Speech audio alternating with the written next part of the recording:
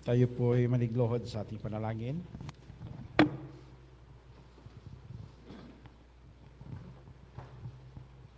Dakila naming Diyos na nasa katastasan ang inyong pong tahanan. Tinataas namin ang inyong pangalan, O Diyos.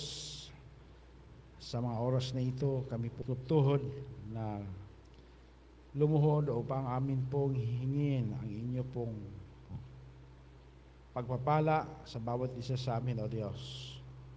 Una sa lahat, ang amin pong mga sarili ay maranasan namin ang kapakumbabaan ng amin pong mga sarili, Panginoon, upang amin pong maranasan ang pananahanan ng banal na Espiritu sa bawat isa. At ganoon din, dalangin ko rin sa inyo, Diyos, ang aming mga kapatiran na nasa daan at nasa matahanan. Inyo po silang tulungan, Panginoon, ingatan at gabayan. Ilagay sa kanilang kaisipan ang pagsamba tulad sa mga oras na ito, na sila po ay magkaroon ng kaisipan upang pumarito sa bahay-sambahan. Salamat, Ama. Lahat ng ito ay amin pong inilapit alang-alang sa pangalan ng aming Panginoong si Jesus. Amen.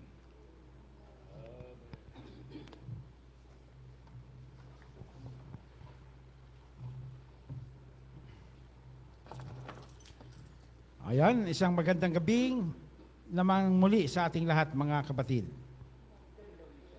Muling sumapit na naman ang araw ng Miyerkules upang ating maranasang muli ang pagkakakita-kita na tayo ay mayroong magandang mga pangatawan at kalusugan na atin pong maihandog sa Panginoon sa gabi pong ito ng ating pagsamba.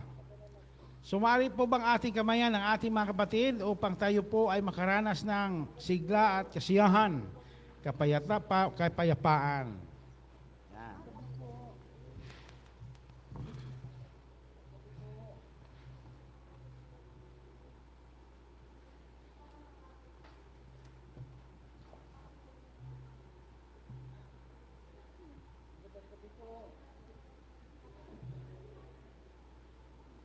Ayan, amen.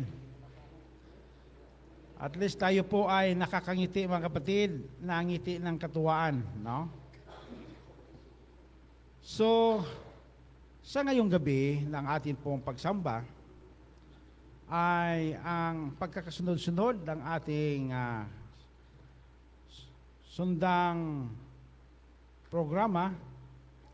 Tayo po ay pinangungunahan ng ating chorister, si Sister Alchin Mascardo, at ang ating monitoring, si Brother Alvin. At ganoon din na sinusundan din ito ng aking bukas na panalangin. At magkakaroon po tayo ng mga prayer request, mga pasasalamat na mari po tayong tumayo upang ating pasalamatan ang Panginoon.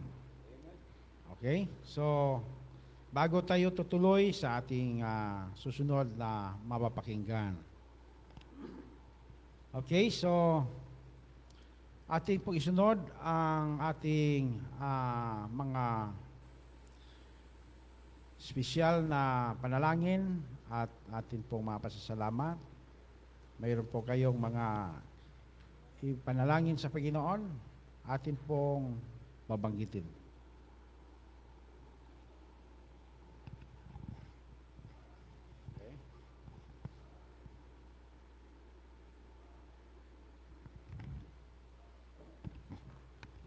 Magandang gabi po sa ating lahat. Happy midi ko. Nakangiti si Ate Claribel. Ako po ay nagpapasalamat sa Panginoon kasi po ay nakagraduate ako kanina umaga. Tapos na po ako sa graduation ko. At to be honest po, konting share lang sa hindi po talaga dapat ako sa psychology, di ba? Kasi ang gusto ko talaga ay nursing. Tapos di ako nakapasa ng nursing, di rin ako nakapasa ng education. Tapos yung psychology, hindi ko talaga alam kung anong course yan siya. Mahirap pala. So, ayun po.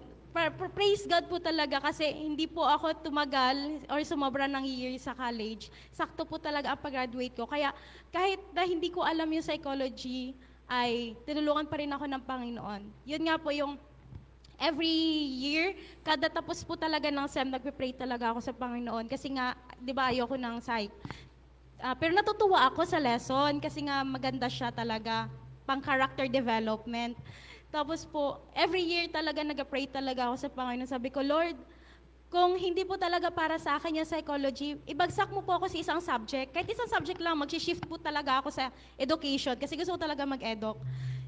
Tapos, may mga subject po talaga na muntik na talaga ako magbagsak. Pero nagpe-pray talaga ako sa Lord, pag bumagsak ako dito, lilipat po talaga ako. Shift talaga ako sa ibang course. Pero praise God po kasi hindi niya po hinayaan na tumagal pa ako sa college. At 4 years lang po ako at nagpapasalamat po ako ng sobra-sobra sa Panginoon kasi sinamahan niya po ako sa student era ko po. Simula kinder ako hanggang ngayong college, kasama ko siya palagi. And pinagpipray ko po, isama po natin sa prayer. Actually po ngayon, ay nagtuturo po ako. Grabe no. Parang psychology tapos biglang nag-i-edoc. Nagtuturo po ako ngayon sa isang private school diyan sa Abanico, yung Montessori.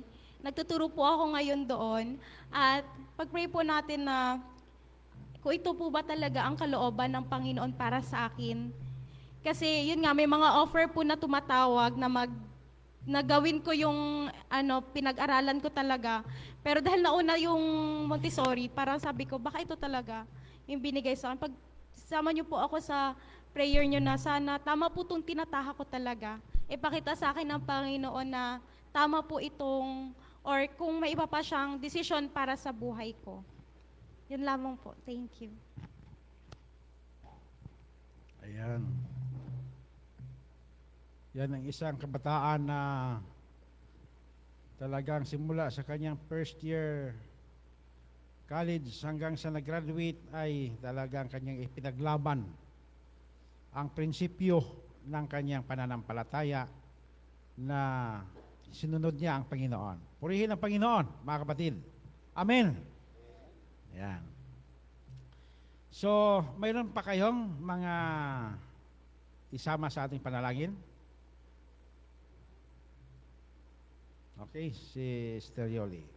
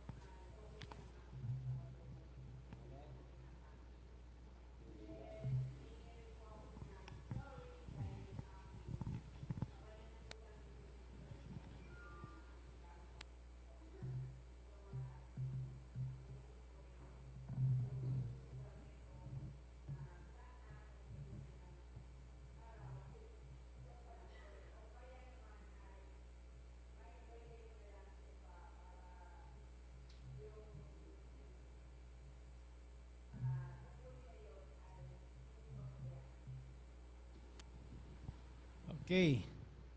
Alam nyo, Sister Yuli ay nasa ang tawag noon, Napsan Kabudlungan. Pero mas maganda ang kanyang kalusugan doon dahil wala ng mga atake at mas komportable ang kanyang kalusugan pagka doon magpalagi.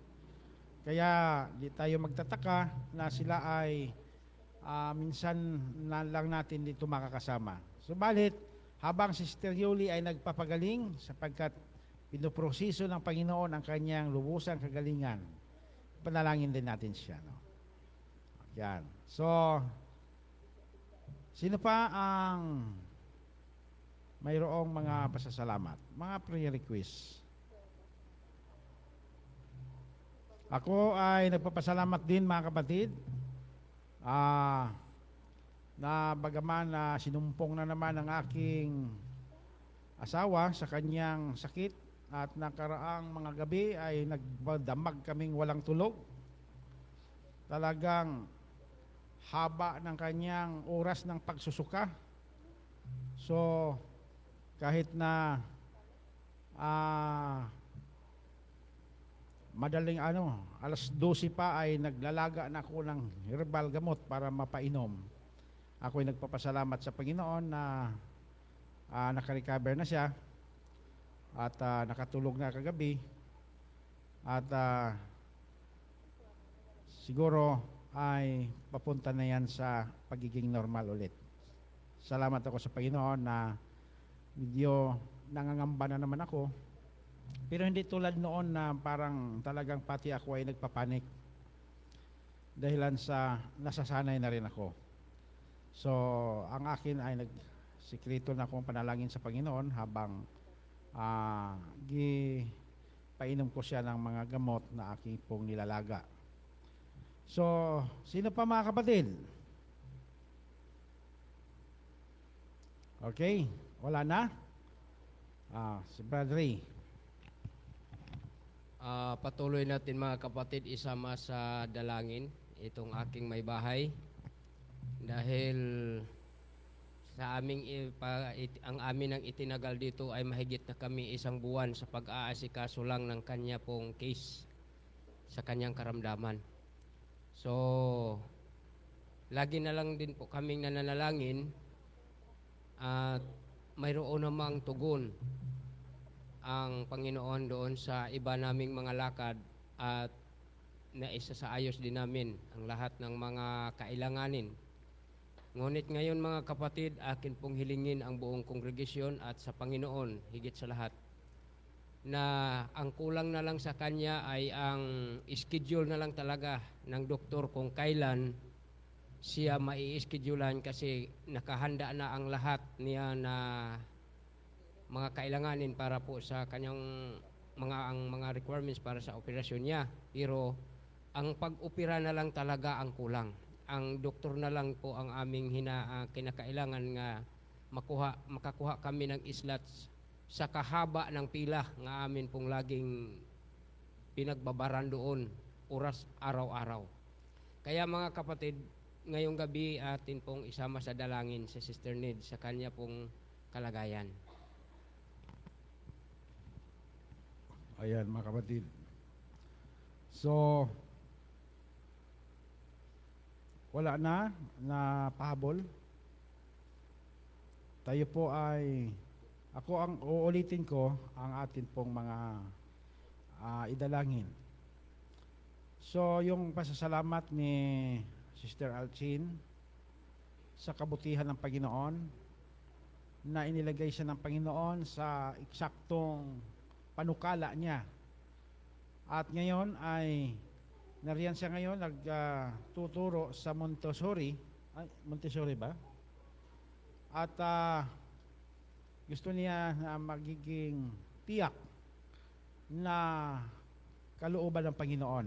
Atin pong isama sa dalangin ito. Sapagkat ang kabataang ito ay isang kabataang masigasig at lingkod ng Panginoon na uliran sa mga kabataan. Kaya atin po siyang sama-sama po tayong manalangin para sa Kanya na ating ilapit sa Panginoon ang Kanya pong mga kahilingan. Ganon din mga kapatid, pasalamat na yung aking pasasalamat sa aking asawa na siya po ay naka-recover mula sa kanyang pagsumpong ng kanyang sakit na ito po ay magiging sanhi, kung hindi maagapan ay maging sanhi ng hindi mabuti. So ako po labis na nagpapasalamat sa Panginoon, no? 2 linggo po yan ang kanyang pong hirap. So ganun din na kay Brother Ray, kay Sister Yuli na kanyang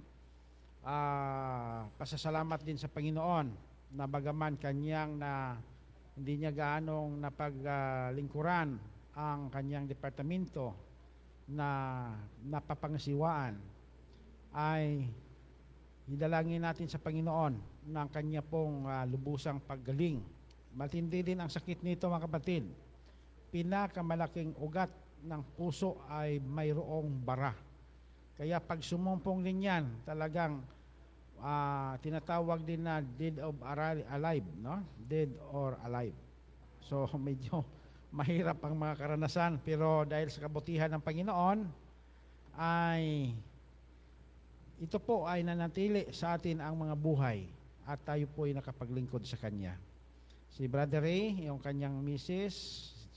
Sternage, ay idalangin natin sapagkat ito din po ay isang seryoso na kailangang matanggal ang kanyang bukol dahil pagka ito ay nagkaugat, ito ay magiging malignant at hindi magtatagal, parang malalapit na doon.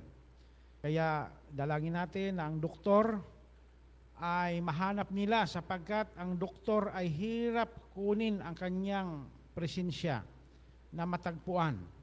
Binigyan sila ng schedule ng information na babalik noong Martes.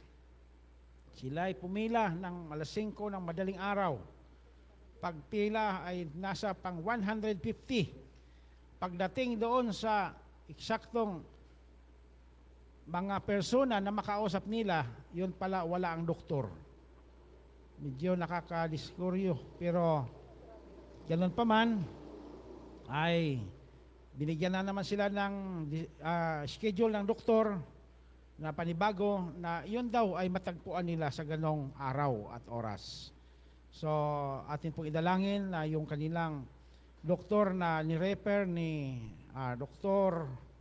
Palangka ay hipuin ng Panginoon ang kanyang puso na ito ay nasa eksaktong panahon ng kanya pong schedule. Siya ay naroon sa kanyang opisina. So, mayroon pa man dito sa ating kalgitnaan mga kapatid na mayroong mga suliranin at mga idulog sa Panginoon at mayroong mga ipanalangin tayo na tayo lang ang nakakaalam. Ilapit din natin sa Panginoon mga kapatid. So tayo po ay magluhod ang individual para sa ating panalangin.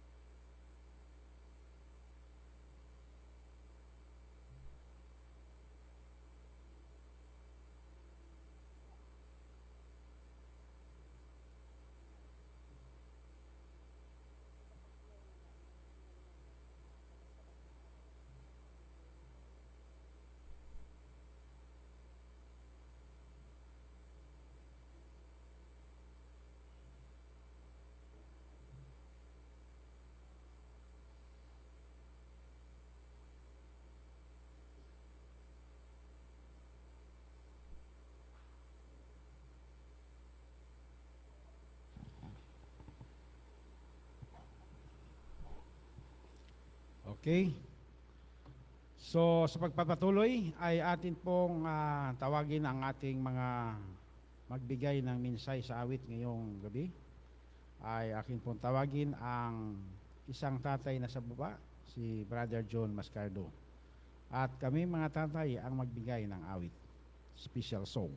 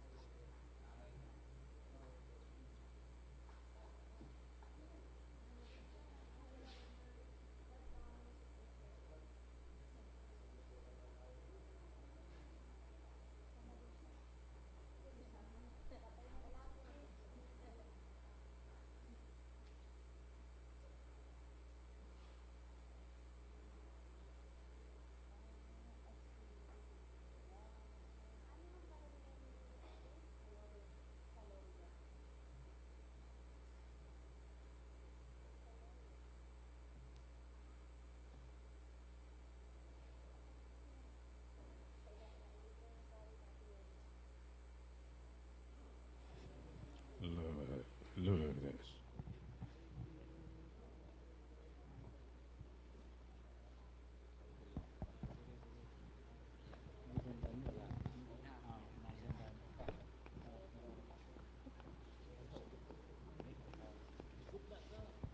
Hello.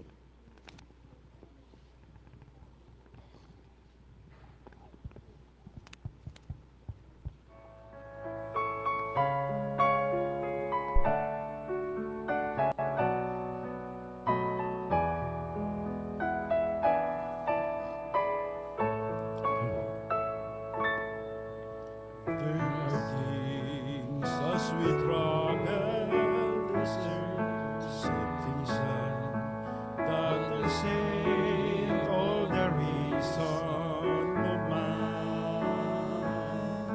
But the things that matter the most in this world, they can never be held in our hand. I believe in the help of mankind.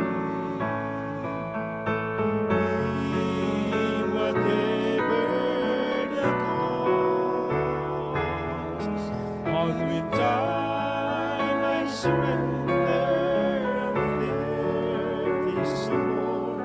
I still cling to the old rugged cross. I believe that the Christ who was slain on the cross has the power to change life today. For it changed me completely, a new life is mine. That is why by the cross I will sleep. I believe in the help of Mount Calvary. I believe whatever the cost, and with time I surrender, and death is no more. I still cling to the old rugged cross. I believe that this life with His grace must end. Surely someday will come to an end. But peace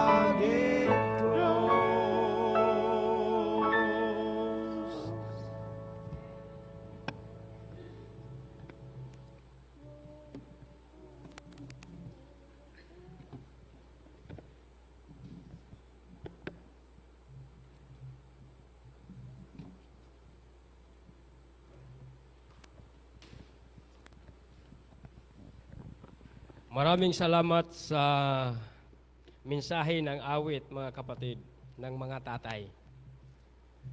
So, purihin ang Panginoon na sa ganitong pagkakataon, siguro ngayon sa mga uso, mga tatay ay marunong na rin talagang kumanta.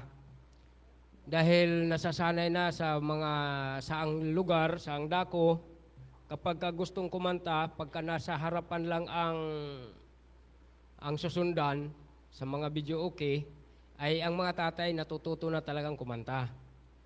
Kaya sa bayan ng Diyos, ang mga tatay din naman, dahil na-educate sa pamamagitan ng salita ng katotohanan, ni kahit sa mga awitin, ito po ay mayroon talagang maihahandog sa Panginoon. Amen, mga kapatid? Sa papuri at pasasalamat natin sa Panginoon, ang Panginoon na may nalulugod, nga siya din naman ay atin pong niluwalhati sa pamamagitan po ng atin pong mga awitin at lalo't higit sa kanyang mga salita. Ngayong gabi, ang atin pong pag-uusapan ay ang tungkol dito sa atin pong laging ginagawa. Alam ko nga, itong madalas nating ginagawa, mga kapatid, wala itong kinalaman sa kalagayang material or physical. Kundi ito ang madalas nating ginagawa ay kalagayang espiritual talaga. Pero hindi lahat nga ito ay kanyang lagi o talagang oras-oras o minuto, oras-oras, araw-araw. Nakadepende pa rin sa atin pong kalagayang espiritual, mga kapatid, kung paano natin natutulungan ang atin pong ang aspeto ng ating pananampalataya. So, atin pong pag-uusapan ng kaunting panahon ang puntong ito. Na bakit, ang tanong ay, bakit ka nananalangin? Or, bakit ang tao ay kailangang manalangin? No? Pero bago natin ipagpatuloy, tayo muna ay sumandaling yumuko. Amang banal, sa oras na ito, amin pong pag-uusapan, O Diyos, ang tupikong ito tungkol sa aming tunay na paglapit sa inyo, nga mayroon pong tunay na sinsiro ang aming puso sa kapagkumbabaang loob. Inyo kaming tulungan, amang banal, ang kaalaman at karunungan ay sumasa amin nawa ngayong gabi sa pangalan ng aming Panginoong Jesus.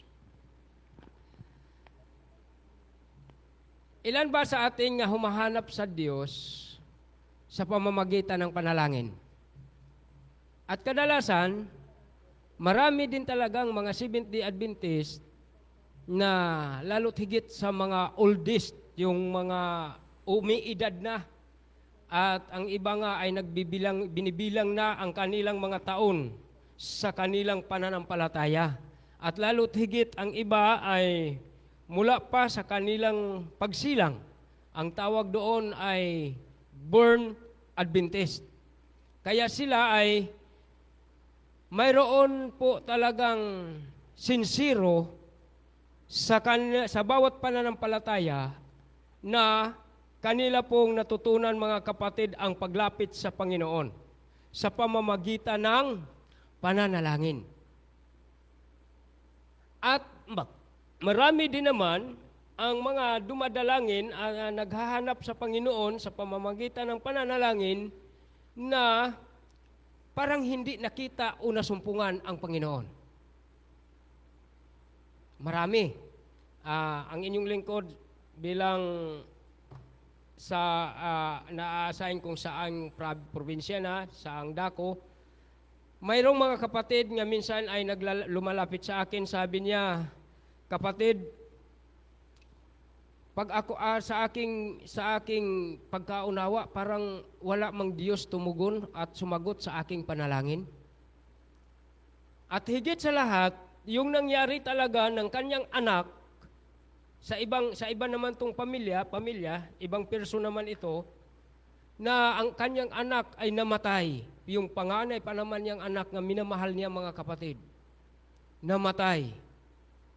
Dahil po doon sa nasama sa pagkahulog ng dump truck nga nabali ang tulay, doon ito sa amin nangyayari.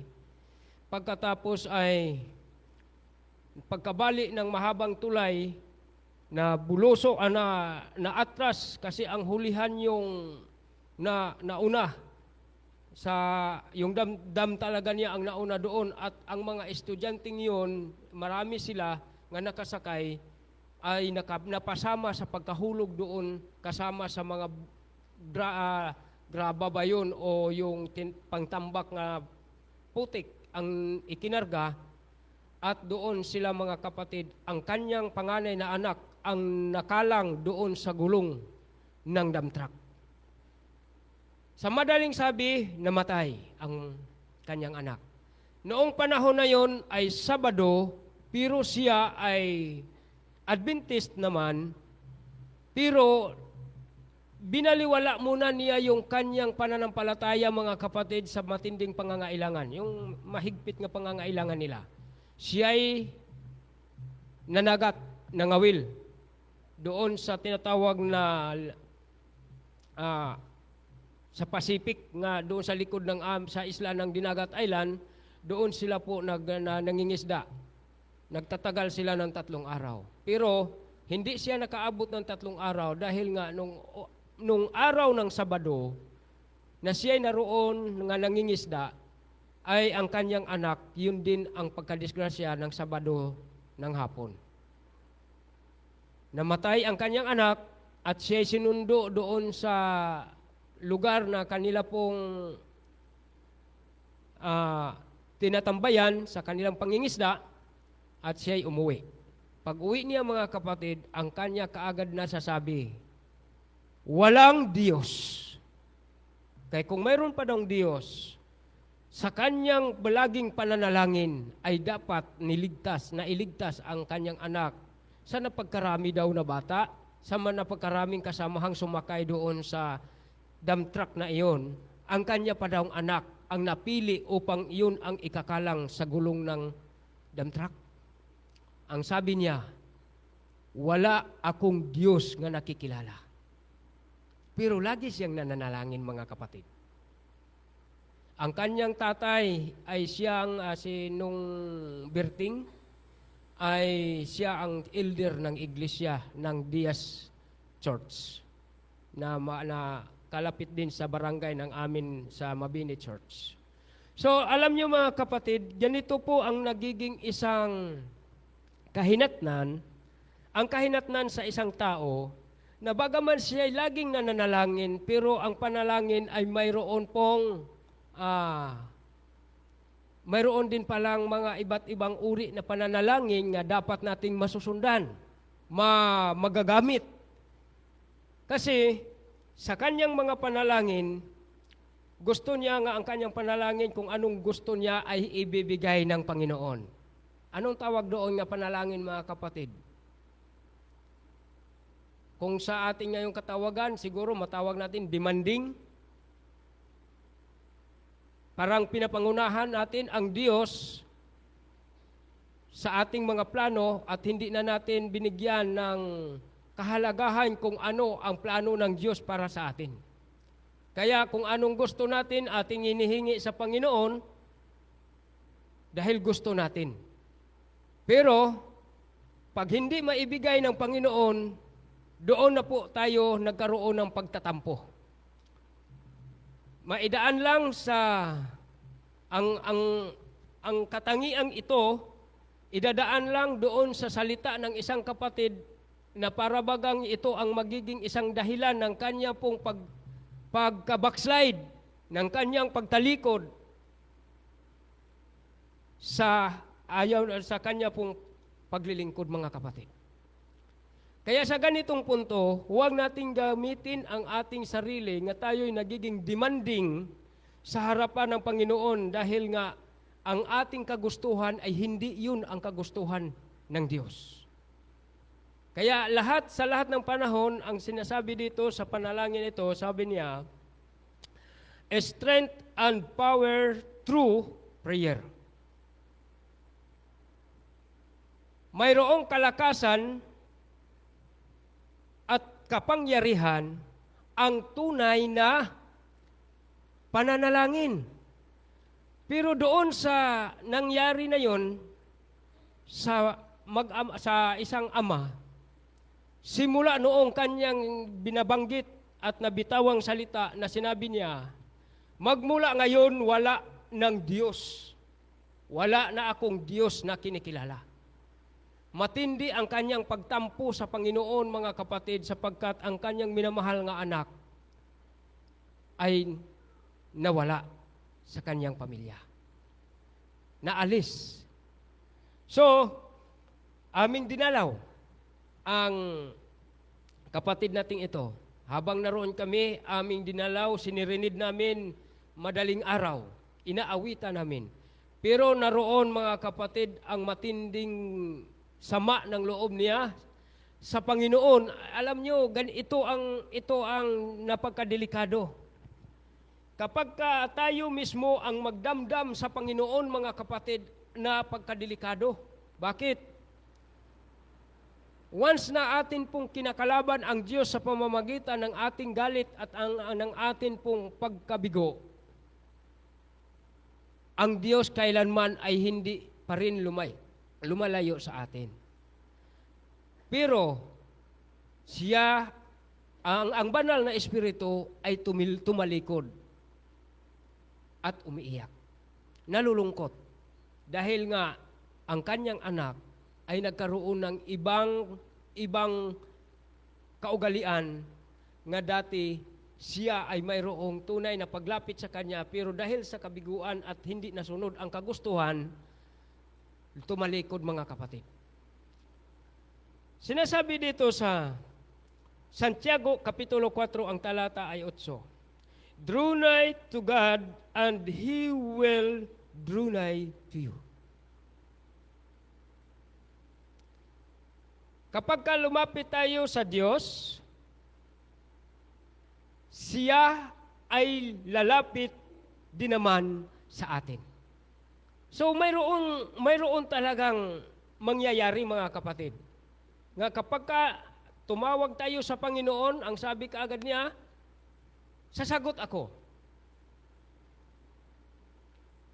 Kung atin pong tandaan ang talata ng Jeremiah 33:3, ang sabi ng Panginoon, tumawag ka sa akin at ako'y sasagot sa iyo. At ako'y magpapakita ng mga dakilang bagay na hindi mo nalalaman. Kung sa ganitong punto, mga kapatid, ay nagsasabi ang Diyos sa atin, tayo po ay Kanyang binigyan ng kaparaanan kung paano tayo lumapit sa Kanya. Pwede ba tayong lalapit, mga kapatid, sa Panginoon na hindi idadaan sa pananalangin? Pwede ba? Ha?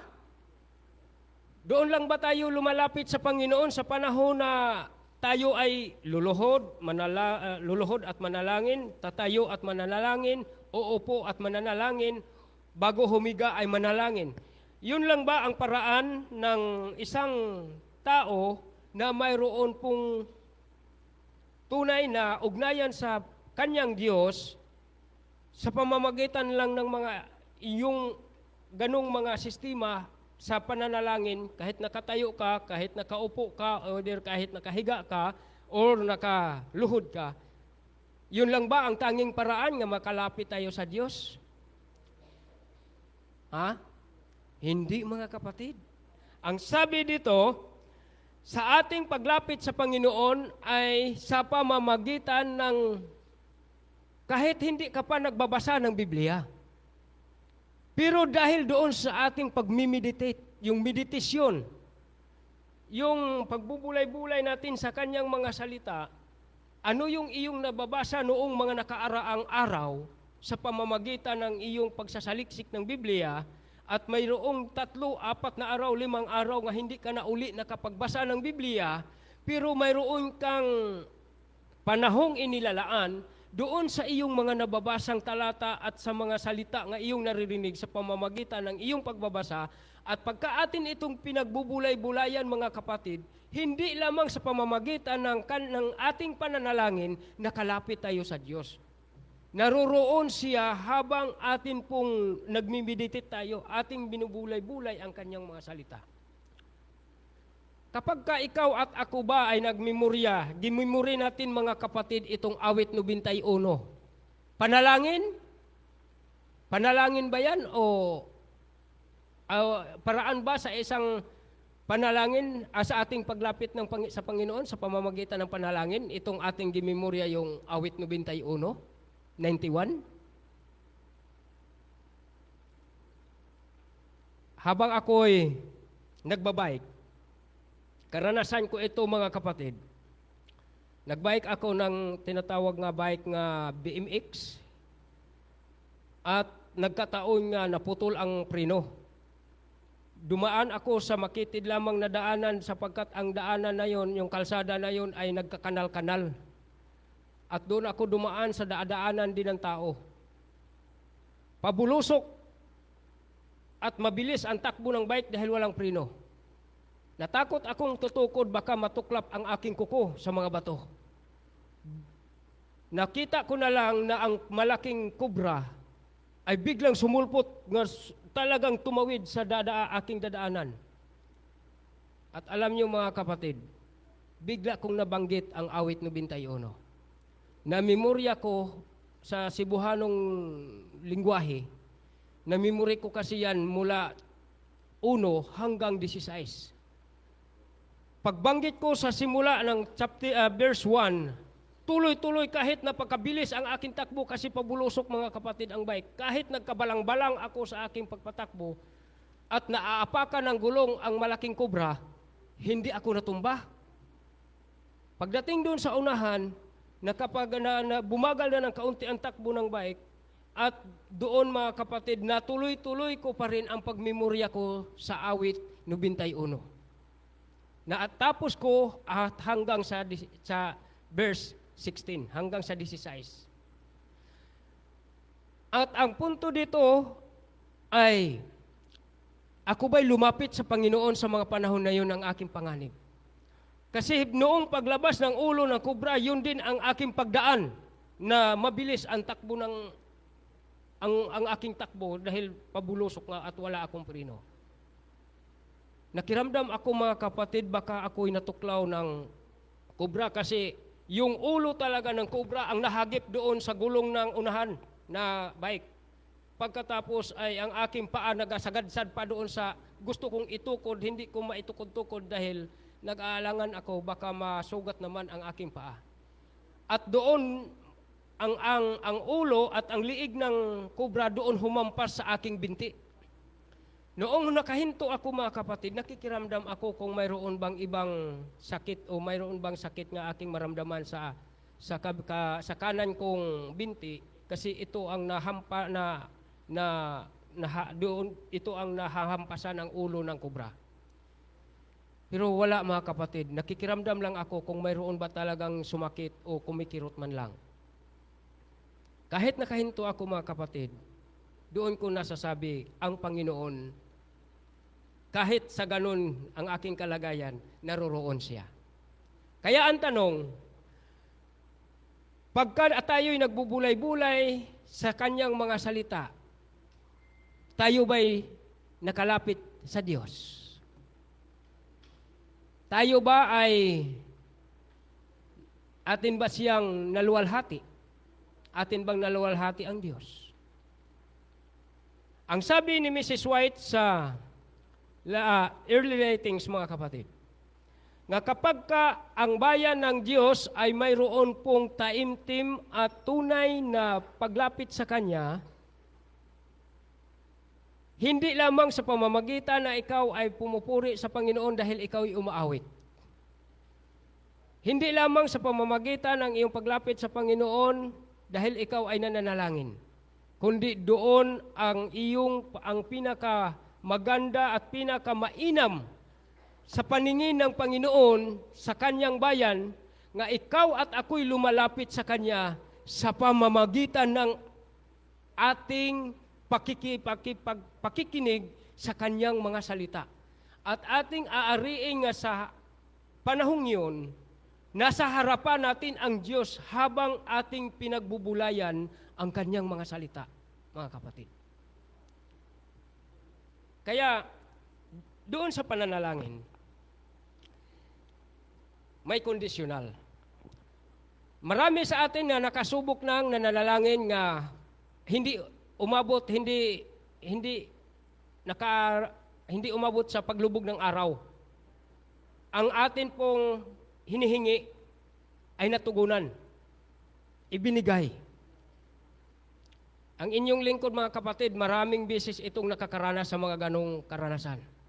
Humihingi ako ng 5 piso noong panahong natambay ako sa Maynila. Humihingi ako ng 5 piso kasi ang pamasahe mula Sukat hanggang sa Ortigas ay 5 piso pa lamang sa bus. Humingi ako ng 5 piso sa Panginoon. Sabi ko, Panginoon, wala talaga akong pamasahe kasi natambay ako at gusto kong mag-apply ng trabaho. Pero wala akong ipamasahe, Panginoon. Pwede bang maghingi ako sa iyo ng 5 piso?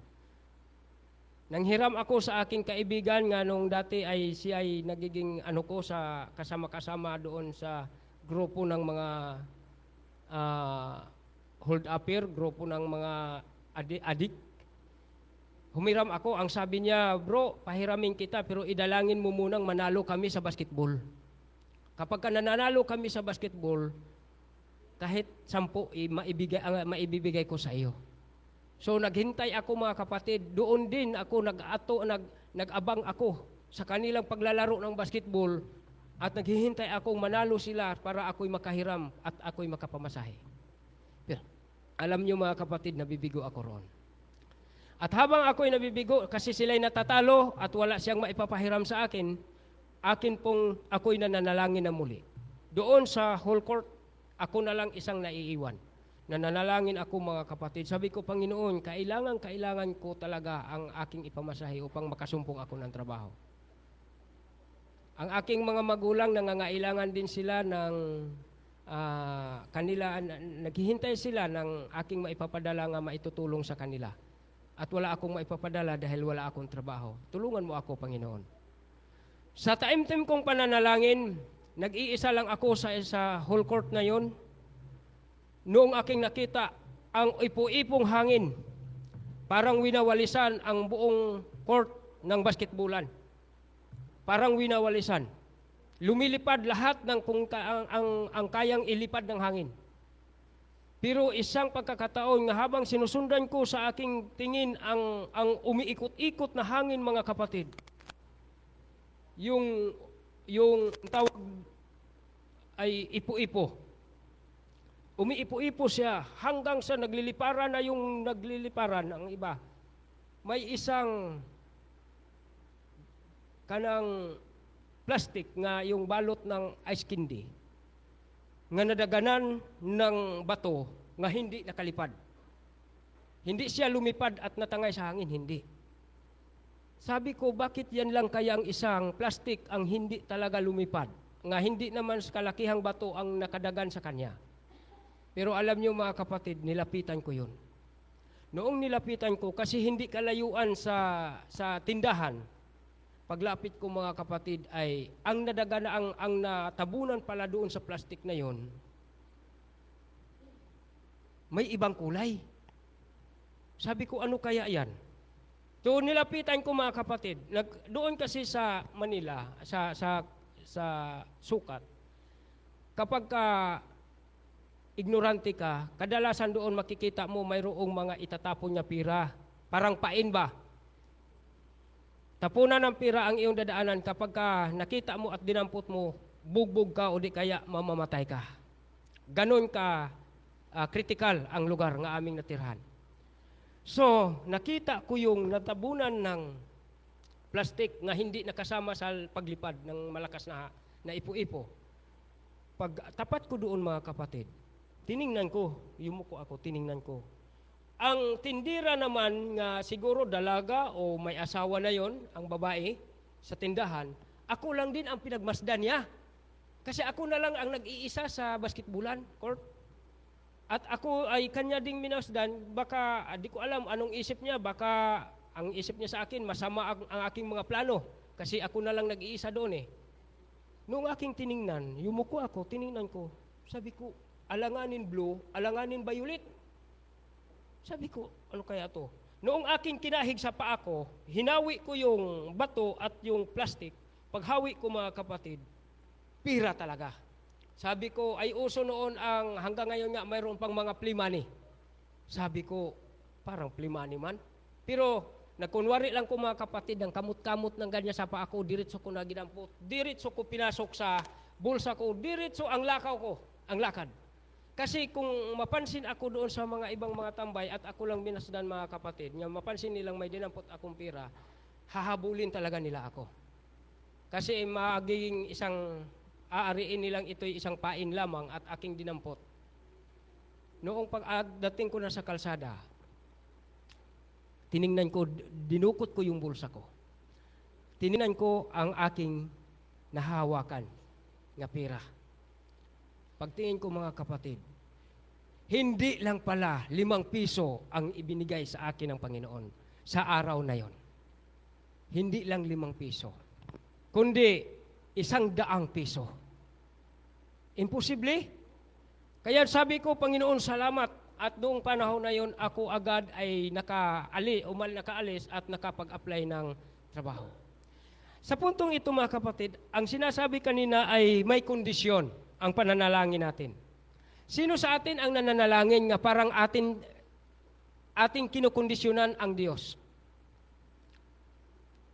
Alam ba natin kung ano ang panalangin nga parang kinukondisyonan natin ang Diyos? Ito. Ang Diyos may kondisyon sa kanyang pananalangin. Ang tanging kailangan niya sa kanyang anak, sa kanyang bayan, nga pagka lumapit at mananalangin, kasi ang sinabi niya, tumawag ka sa akin at ako'y sasagot sa iyo. At aking ipapakita sa iyo ang mga dakilang bagay na hindi mo nalalaman. Sa Jeremiah 33:3 yan. Ngayon, ano ang kondisyon? Ang sinabi niya ay taimtim, yung sincere nga panalangin. Taimtim yung talagang mula sa puso nga kung maari kang lumuha mga kapatid, lumuha ka para lang sa iyong pangangailangan o kahilingan sa Panginoon.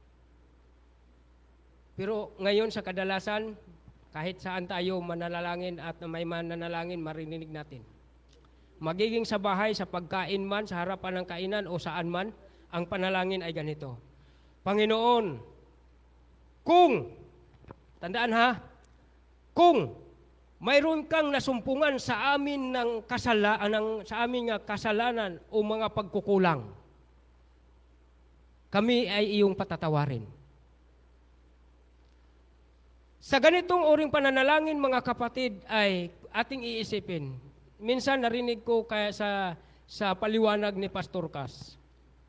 Sabi niya, yung kanyang itinapik ito noong mga panahon niya nasa missionary training kami. Ang sabi niya, huwag nating gawin mga kapatid na parang ating kinukondisyonan ang Diyos. At ang masakla pa dito sa ating ikinukondisyon nga para bagang ating ginawang walang alam ang Diyos doon sa paraan ng ating pananalangin. At sa ating paghingi ng patawad ng ating kasalanan ay hindi ka sigurado. Gumagamit ka ng salitang alanganing salita na kung, ay kumusta kung si Satanas ay magsasabi ay wala yang kasalanan. Ay mayroong mga kapatid, mayroong mag-akusa. Kaya sa ating pananalangin mga kapatid, ang kondisyon ng Panginoon, sincero. Ano yung ating hiling-hingiin? Ibibigay niya ito. Ano yung ating kailangang linisin sa ating buhay, sa ating pagkamakasalanan? Ating iiyak ito at ating hingiin niya. Tayo talaga'y patatawarin. Ang sabi ng last day event, noong aming laging nababasa sa tuwing umaga, sinasabi doon mga kapatid ng last day event na kapag ka tayo mananalangin, kung maari, isa-isahin mo kung anong kahinaan, anong kasalanan nagagawa mo sa mga nakalipas na mga panahon o oras sa buhay mo. Halimbawa, nakasalita ako ng hindi mabuti sa aking kapwa o sa aking sarili. Sabihin ko nga, loko man tong aking sarili, loko man ni si kapatid. Yun pala mga kapatid, pag sasalita mong salitang ganun nga hindi ikaw bubuti ng iyong kapwa, ito pala din ay sasabihin mo doon sa Panginoon at ikumpisal mo ito. Panginoon, patatawarin mo ako at aking nabanggit at nabigkas ang salitang itong loko sa aking kapwa. At minalang halaga ko ang pagkatao ng aking kapwa. Ito pala mga kapatid, ang kailangan nating panalangin nga seryoso at yung taimtim, yung isa-isa nga atin pong naalaalang kasalanan, ito pala babanggitin kailangan natin mga kapatid. At huwag nating sabihin sa harapan ng Panginoon, nga Panginoon, kung mayroon kang nakikita sa aking kasalanan, patawarin mo ako. Hindi yun mga kapatid ang tamang paglapit sa Panginoon sapagkat hindi tayo ang dapat hindi natin dapat kondisyonan ang Panginoon. Sinasabi dito sa huling talata, bago ako magtapos mga kapatid, gusto kong basahin. 1 John chapter 5 verse 14 and 15. Sinasabi ni Apostol Juan, ang salitang ito, sa talatang 14.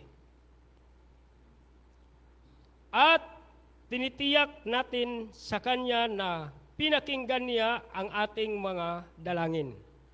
Kung humihingi tayo ng ayon sa Kanyang kalooban. Kung humihingi tayo ng ayon sa Kanyang kalooban, sa talatang 15. At kung alam natin, pinakinggan niya ang lahat ng ating dalangin, alam nating tinatanggap natin ang lahat ng ating hinihingi sa Kanya. Ito po mga kapatid ang aking dalangin ngayong gabi na ito. Hindi natin ilagay sa alanganin ang ating sarili sa panahon ng kailangan nating lumapit sa Panginoon. Kasi yun ang dahilan nga mayroon kang hinihingi sa Panginoon, mayroon akong hinihingi sa Panginoon, nga hindi na ibigay ng Panginoon, hindi niya tinutugunan. Kasi nakikita niya kung paano tayo nag-aalinlangan. Sa Santiago, sinasabi dito sa talatang ito, na kung sino man ang taong humihingi at dumadalangin nga walang pananampalataya ay siya kagaya ng isang tao. Kagaya siya sa isang tao nga parang siya parang inuurong-urong na lang sa isang alon sa dalampasigan. Hindi matatamo mga kapatid ang katiyakan. Kaya tayo kapag dumalangin, tayo'y mananalangin sa Panginoon, seryoso, sincero, at mayroong tunay na paglapit at anuman yung ating kahilingan mga kapatid, ating ilapit sa Panginoon nga mayroon pong pagtatapat.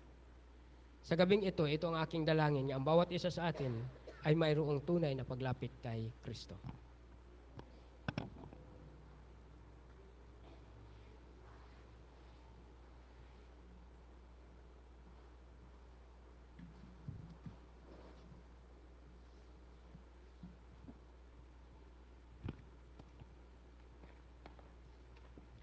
Bilang tugon po sa ating mensaheng narinig, atin pong awitin ang Draw Me Nearer in hymn number 187, 187 Draw Me Nearer.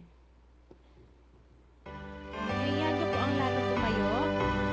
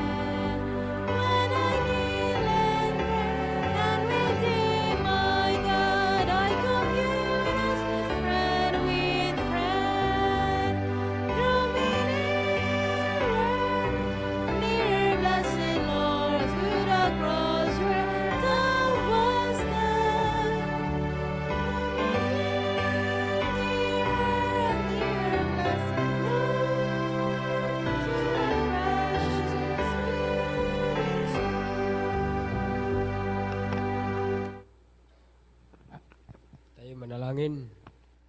Amang banal, amin pong pinupurihan ka at pinasasalamatan. Nararapat lamang, O Diyos, na maluwalhati namin ang inyong banal na pangalan. At sa aming kalagayan bilang laman, kami mayroon pong kanya-kanyang kahinaan at kapintasan, O Diyos. Kami may mga kasalanan maging sa aming pananalita, pag-iisip at sa aming mga gawa. Kami po, O Diyos, ay inyong linisin nawa at kahabagan nawa kami sa inyong banal na dugo. At kami po inyong aariing ganap sa inyong banal na harapan. Ngayong gabi, isa-isa kami nga mayroon pong mga kanya-kanyang kahilingan. O Diyos, tugunin nawa ninyo ang aming mga pananalangin sa pamamagitan ng inyong habag. At kami inyong iingatan sa gabing ito sa aming pag-uwi sa bawat tahanan. Maiingatan kaming ligtas sa anumang kapahamakan at kami makarating at maluwalhati namin ang inyong banal na pangalan sa pangalan ng aming Panginoong si Jesus.